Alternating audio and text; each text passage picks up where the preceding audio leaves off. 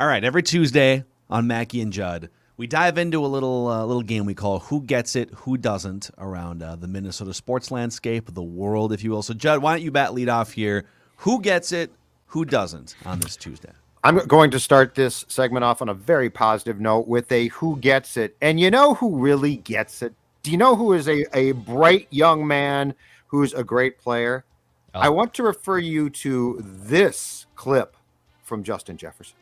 Yeah, to be honest, a lot of people, all people really care about is wins. Yeah. So at the end of the day, if you don't get any wins, then people gonna be a little harsh on you. Right. So if we start winning, get some dubs, get in the playoffs, get high in the playoffs, maybe reach to the Super Bowl. Yeah.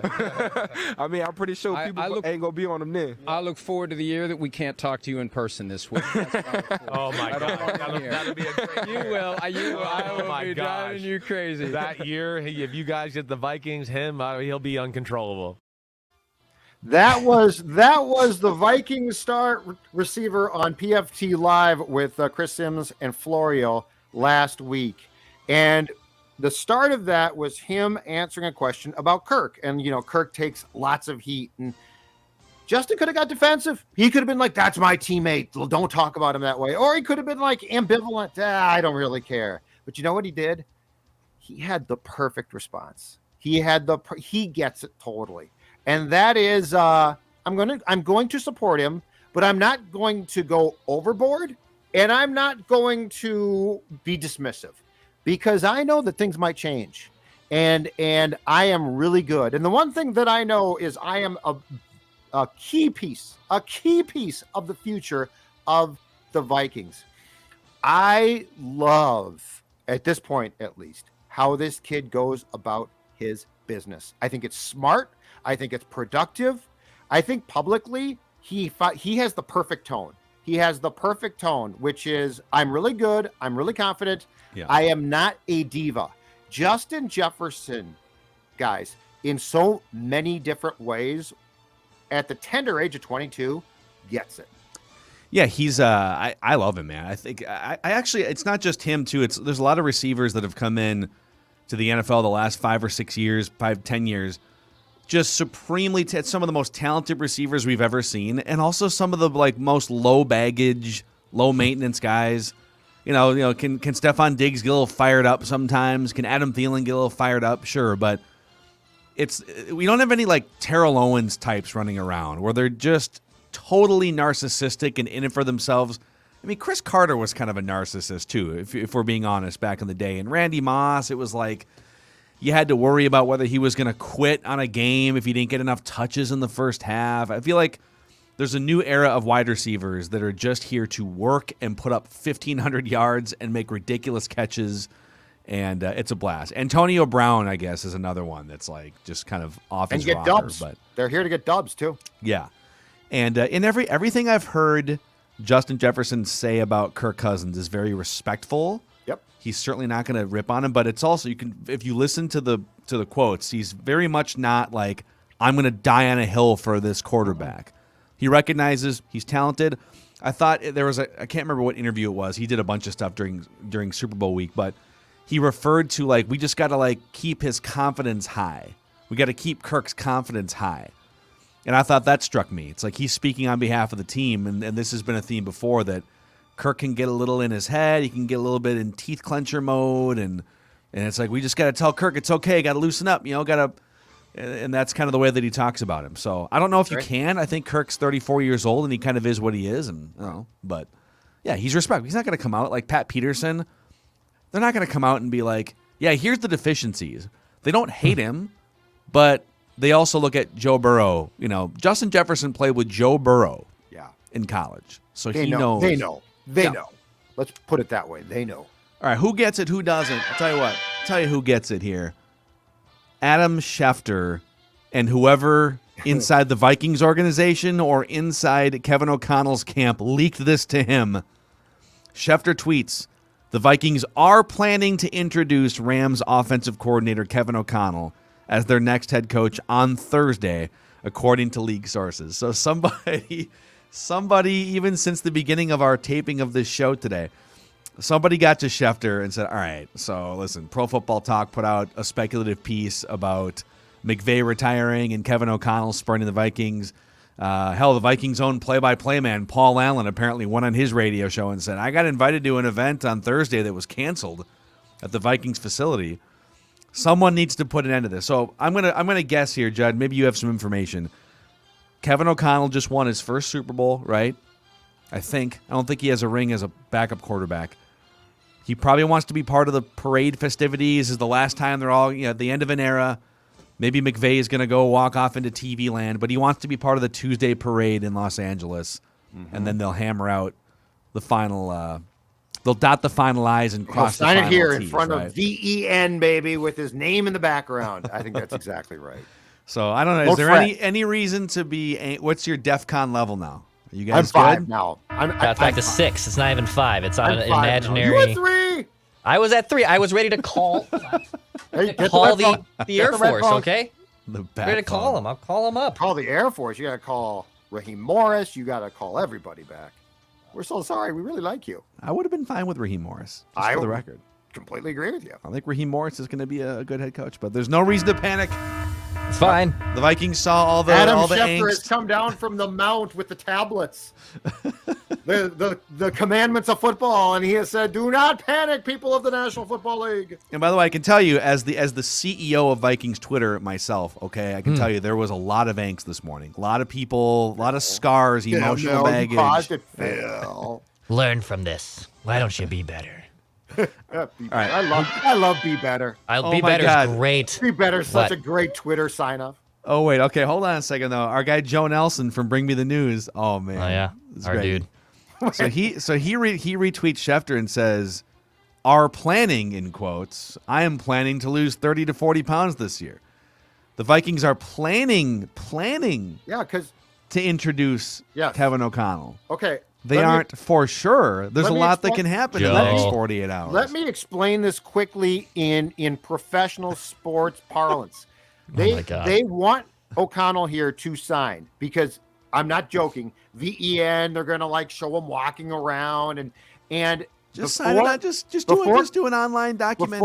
No, they're not going to. Before contracts are signed, teams will not announce things. They get very paranoid, and they literally think of things like this, and I do not mean to be morbid, but I will be. What happens if something happens to O'Connell en route to the Twin Cities? Then he won't. That's why they use the terms "are planning." They never want to say it's done until it's in front of them done.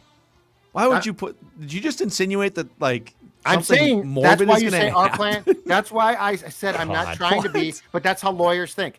"Are planning" means in their world it's basically done. But what if something happens?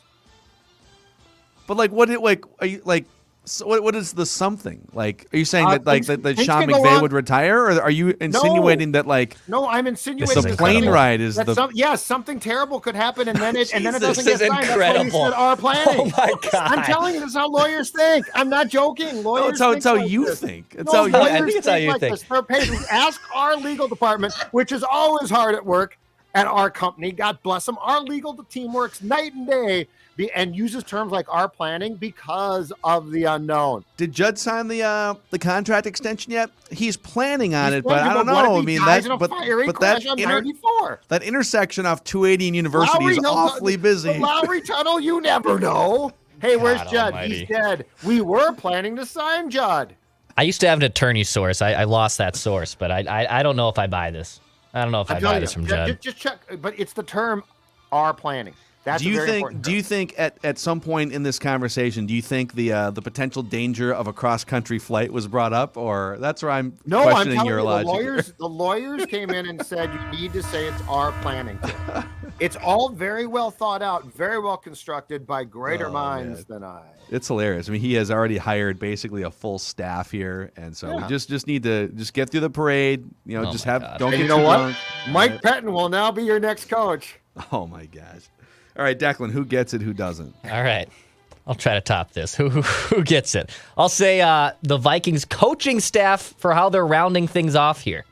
They're putting together a good little plan here. Whether KOC is legally obligated or not obligated to be the next head coach via an airplane ride it looks like the Vikings are indeed putting together a nice staff here around him. I think it was a very wise move to bring back Keenan McCardell, who Justin Jefferson and Adam Thielen have been raving about.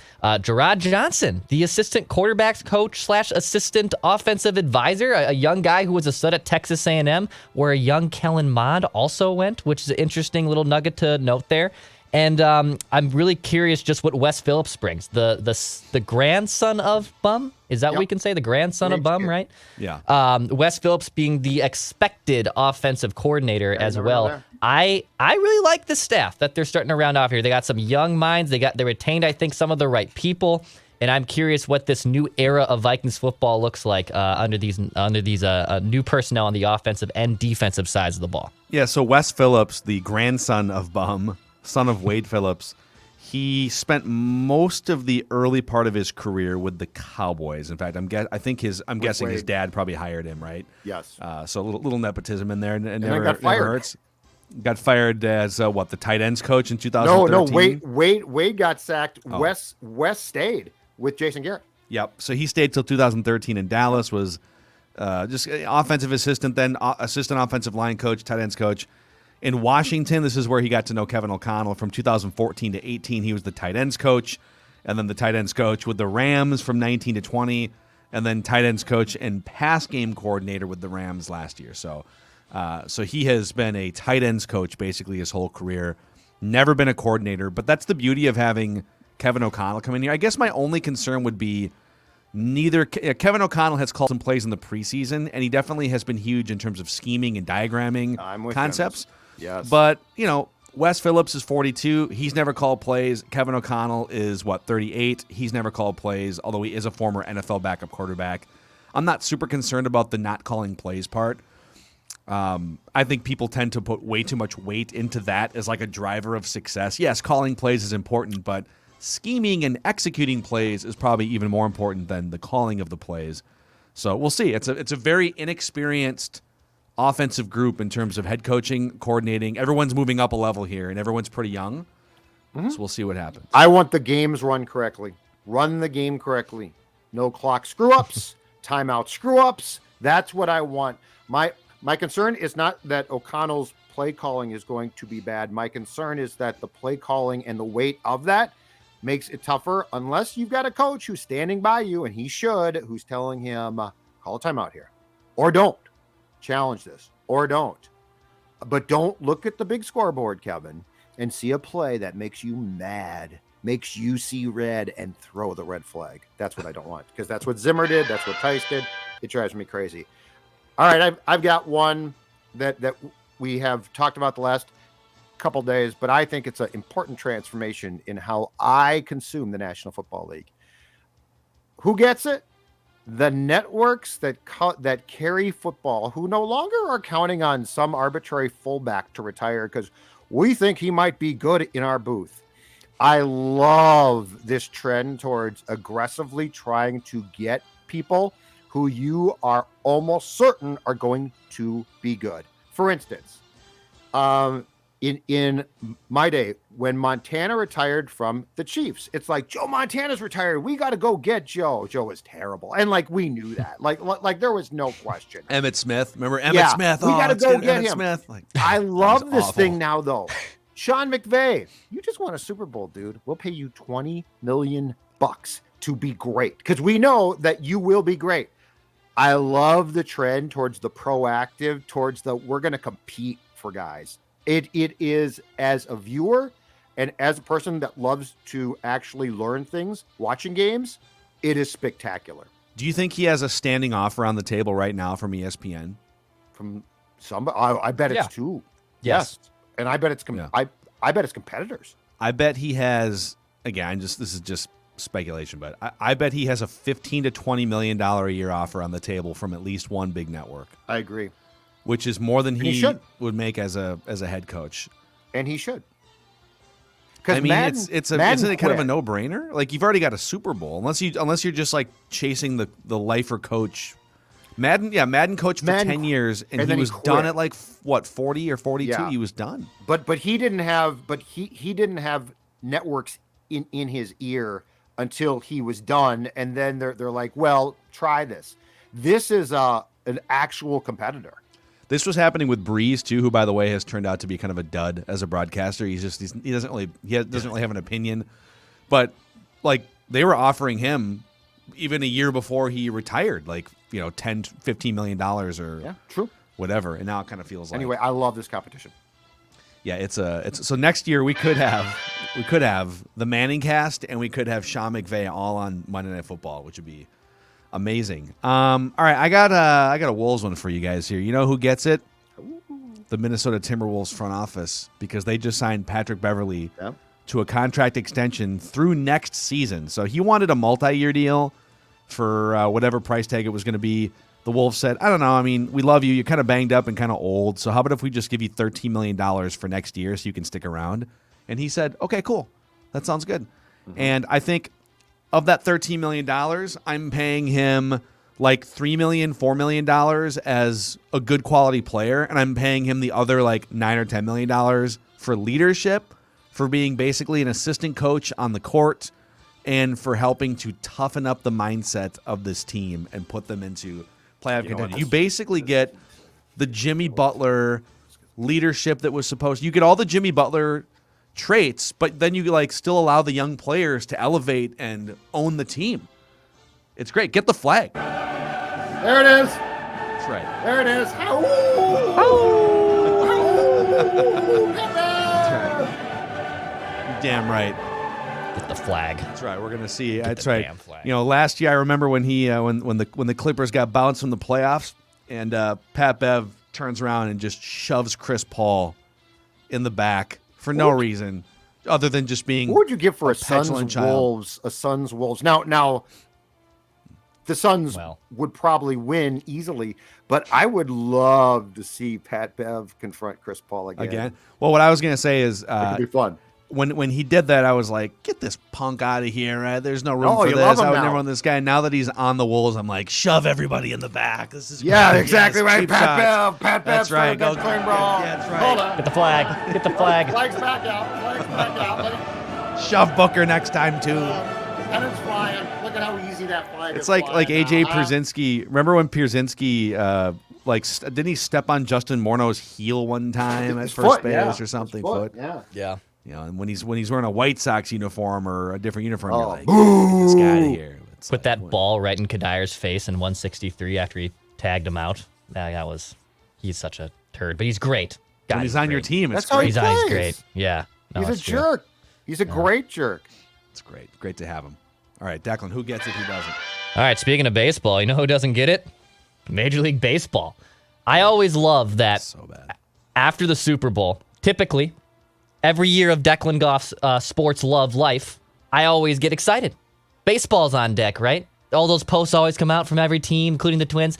We're on deck. Spring training's around the corner. The Super Bowl, the NFL season is over. We're up next. Nope, you're not up next. The lockout is nowhere to be ending now, and you still have two sides that are bickering over things. The New York Post summed it up great today. He said these talks have proceeded about as smoothly as the 2009 transition from Jay Leno to the Conan O'Brien Tonight Show.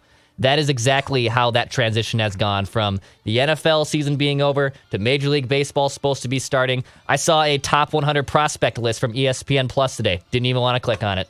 I had no interest in seeing what Twins prospects are on the top 100 list. And I love the St. Paul Saints. I will be in St. Paul. I owe a lot to the St. Paul Saints in my career and for my personal life. I'll gladly be at CHS Field drinking beers and watching baseball there. But for Major League Baseball right now, I'm just so out. You do not get it, man. I did see one thing. I'm going to push back on one thing here because ordinarily I think the owners, the 30 whatever owners of Major League Baseball teams are just dusty, old, out of touch clowns. Like they didn't want Mark Cuban to be an owner because he might bring some fresh, he might be a little controversial. It's like, you guys are just a bunch of Jim Polads running around, just uncurious, greedy people. So with that said, I think the owners are right about something I saw yesterday.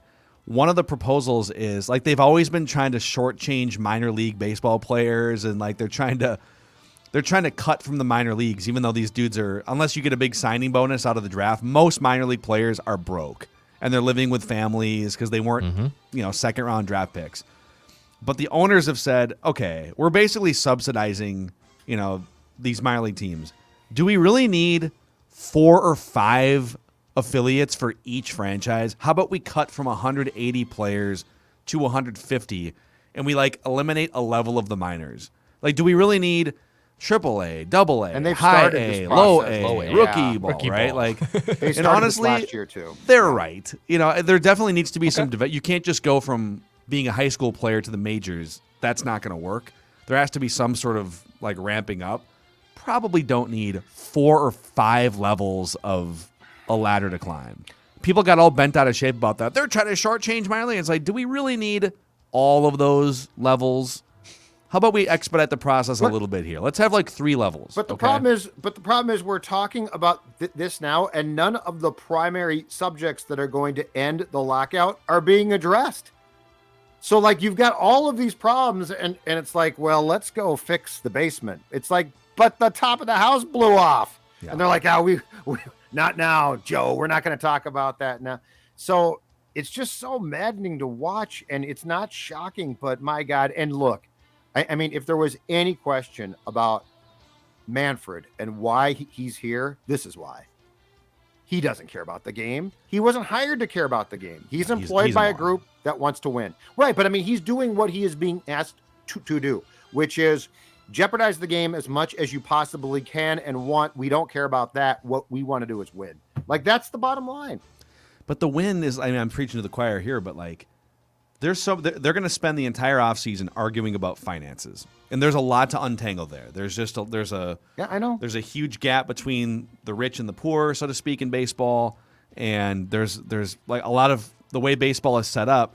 Some of the best players in the league are making $500,000 because they don't get to actually make life-changing money. And again, they're all arguing over monopoly money. But once they fix that stuff, if they do, the bigger problem is the health of the game and the entertainment factor stuff. Should we scale back on the number of games? How can we quicken the pace of it? How can we make the product more fun? How can we structure the offseason?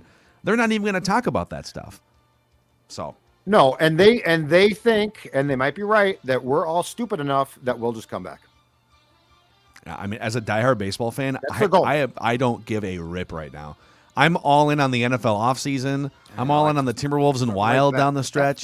That first game of catch, though, that you hear. Be strong. The pop of the mitt. Of the mitt. But I'm with Dex. I am going Saints. I am all in. We'll see you there. AAA baseball. Want to Uber together? Actually, no, I'll be across the way from you. Please don't come in. No eye contact, Dex. You guys can text each other from the same stadium. No. All right, Judd, who gets it, who doesn't? Who gets it? A young man last night who starred in St. Paul. Matthew Boldy gets it. I am going hat trick of positive today in honor of a guy who scored his first career hat trick. Matthew Boldy was a player who I thought was going to be good. I thought he might be really good. This early in his initial campaign, though, in the National Hockey League with the Wild, did I think Matthew Boldy was going to be this good? Absolutely not. This kid is special. This kid is what I Phil, for years I said, Charlie Coyle, there's more there, right, Phil? Coyle? I told you this. Coyle, there's more there from Coyle because he's going to pass to Granlund, over to Zucker, back to Brodeen, Spurgeon, and back to Stahl. And I told you, Charlie Coyle, man, is going to break out. And there were weeks that he did, but there were weeks where he disappeared. Matthew Boldy does everything on a consistent basis, hashtag, yes, small sample size so far, that I envisioned Coyle doing and more. His hands are 20 great. Years old, man. His vision is great. He's a mature kid. He scored the first goal he scored last night. He put a gorgeous move on Mark Stahl, who's a defenseman who has been around for a while. He put a gorgeous move on Stahl in the slot, wrist shot, bang, goal. This kid gets it. This kid is special. And this kid single-handedly now, as a member of the Wild second line, takes that line from being pretty doggone good, not great, to being a 1B to the 1A line that has Zuccarello and Kaprizov on it. Something else I will add to the conversation, too, is, the Wild are going to be absorbing a lot of dead cap money from the veteran players that they said goodbye to. And that money ramps up even more next year and the year after, if I'm not mistaken. And so in order to offset the chunk of cap that is being taken out by players that no longer work here, you're going to need to find some little advantages here and there. And the fact that Matthew Boldy's cap hit for next year is under $1 million still is a huge win for this team, right? If you can get, let's say you can get, top 6 production for under $1 million, that's how you start to make up for it. It's like in the NFL. If you're going to pay a quarterback this amount of money, you're going to need like 3 rookie scale contract guys, an edge rusher, a cornerback, and a wide receiver like a Justin Jefferson to step up. So, at some point, if he keeps playing like this, you're going to have to pay him a lot more money. But he's basically he looks special. I'm going to put it out there right now. I'm going to put it out there right now. He looks special. All right, Judd's favorite subject here. Who gets it, who doesn't? Even though I know nothing about the backstory, Cody Rhodes doesn't get it. The big news today in wrestling, Judd. Yeah. So how do I explain this here? So, the WWE for our whole lives, like going back to the 80s, has been the big mammoth wrestling company. And then for a while in the 90s, WCW came around and they went head-to-head, and WCW was winning for a while. And then WWE put WCW out of business 20 years ago. So for almost 20 years, the WWE was the only show in town, and their product grew stale. It became very corporate. They buried a lot of good talent. So Cody Rhodes, the son of the legendary Dusty Rhodes. Oh, yeah, I remember Dusty. He left the company 5 years ago and basically said, I'm going to create something with help with other people that can compete with the WWE, because screw the WWE. We're going to build something that wrestling fans want to see. And so he teamed up with a couple other big international stars that had never been in the WWE, and then he got Tony Khan from the Jacksonville Jaguars family to be the money behind this thing. And they put together AEW from the ground up. Cody Rhodes was like the front person, one of the co-founders of AEW, along with Tony Khan. Okay. Built this thing up over 3 or 4 years. Today, it was announced that he's leaving AEW to go back to the WWE. What? So super weird. It'd be like if Judd went back to the Star Tribune. Yeah, sorry guys, I know we've built Purple Daily and Mackey and Judd's great. No disrespect to the Strip, but and I'm gonna go. I'm gonna go. I mean, back how much to the would they Star be Tribune. paying me? That's the question. Well, let's talk about the contract. Did they make signed. Cody an offer he can't refuse? But I will not to come sign back? until it's official, and until then, for fear of death, I will say Judd appears to be on track to sign. Yeah, that car ride over on 94. Wait. So he's leaving? Yeah. To go back Yeah. as what, president or what? I don't what know. title? Well, we don't know. He could be the two reckless speculation storylines I've seen from even more nerdier wrestling nerds than Phil and I are. There's 2 options. Number 1, they're building him up for a WrestleMania match with potentially, because Stone Cold apparently has been cleared to return to the ring, which is I saw this last night, dude. I love me some Stone and I Cold. saw debates What are about we doing? I also love how WrestleMania is less than 2 months away, and they're so chaotically and disorganized. Like, they're so poorly run, the WWE, that they're like scrambling to try and fill out a Stone WrestleMania Cold. card. Yeah. It's Uh, ridiculous. so either they're making him a push for WrestleMania, or, and this one actually would make some sense. This is from Barstool Robbie, who's their resident wrestling nerd.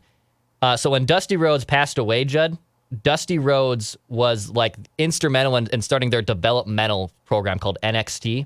It was basically like the minor leagues of wrestling. And it's still now prominent, but they've kind of gone through a culture shift. They've gotten rid of Triple H, who was in charge of NXT, and you could potentially put Cody Rhodes into his father's place as the lead mentor to the next generation of NXT and wrestlers, which actually I do think would make a lot of sense, and I could see why Cody says that this is an opportunity that literally I can step in and be my dad in that role. So I can see it maybe being that making some sense, but it's confusing. I'm still trying to figure it out. Cody why owned part of the new federation? He did not. No. Oh, he didn't? He was not involved in the ownership. Oh, I thought he was. Tony Khan is the money man. So he was an executive vice president, and he was one of the leaders of the company and one of the on-screen performers, but he did not Interesting own part of business news from the world of wrestling. It's great. I love too, the other thing is Vince McMahon, as much as he has terrible traits as a human and is flawed, Sure. he's able to let bygones be bygones with almost anyone. People that you would think he has Bret Hart punched him out in 1997 and swore that he would never come back. And like 10 years later, he's back. Cody Rhodes spent 5 years trashing the WWE, and now it's like, all right, come on back. Wow, great. interesting. Yeah, Brock Lesnar was on Mac Fiesta 2 saying the same thing, basically. Like, I have a love-hate relation. Because they asked him, what's the difference between Dana White and Vince McMahon, which was actually a very good question. And he said they're completely different people. Like, they're not even remotely the same. And he said he looks like Vince is more like a father figure, but he was like, there's been times where I can't even speak to Vince McMahon because I'm so despised by him. So, yes, he is. Vince is a character, dude. Yeah. So there you go, Judd. That's good stuff. Your reckless wrestling speculation. A lot going on. Wrestling speculation. Yep. That's a mouthful right there. We will have Alex Boone today on Purple Booney. Daily, so check that out, and we'll see if Kevin O'Connell can land that plane in Twin Cities. Hopefully it works out. If the plane lands, he'll sign, and once he signs, it'll be done. then we'll find the press release in our inboxes. That's on. All right. That's Mackey and Judd. Tomorrow, write that down. Predictions. When are you guys going to admit that you were wrong? Every Wednesday, right here on Mackey and Judd and Purple Daily.